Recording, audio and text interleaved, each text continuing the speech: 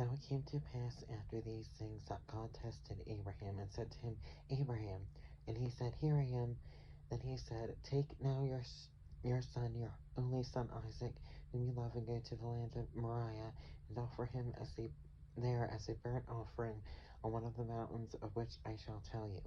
So Abraham rose early in the morning and saddled his donkey, and took 2 of his young men with him, and Isaac his son, and he split the wood for the burnt offering, and arose and went to the place of which God had told him.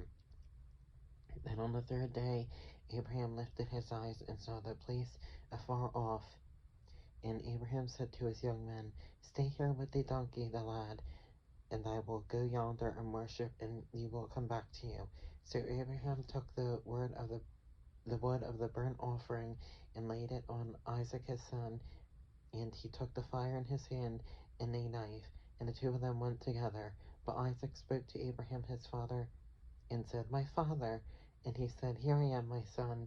Then he said, Look, the fire and the wood, but where is the lamb for a burnt offering?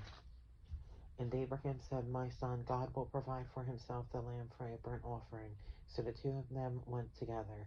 Then they came to the place of which God had told him. And Abraham built an altar there, and placed the wood in order. And he bound Isaac his son, and laid him on the altar upon the wood. And Abraham stretched out his hand, and took the knife to slay his son. But the angel of the Lord called to him from heaven, and said, Abraham, Abraham. And he said, So he said, Here I am.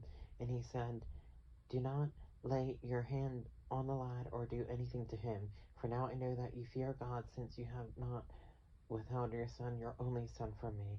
Then Abraham lifted his eyes and looked, and there behind him was a ram caught in a thicket by its horns.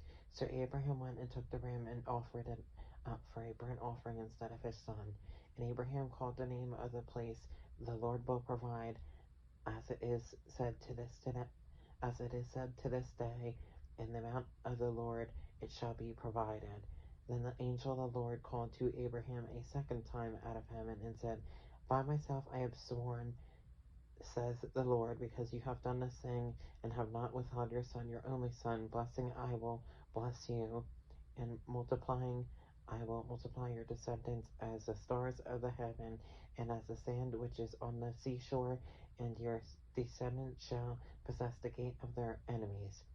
In your seed all the nations of the earth shall be blessed, because you have obeyed my voice.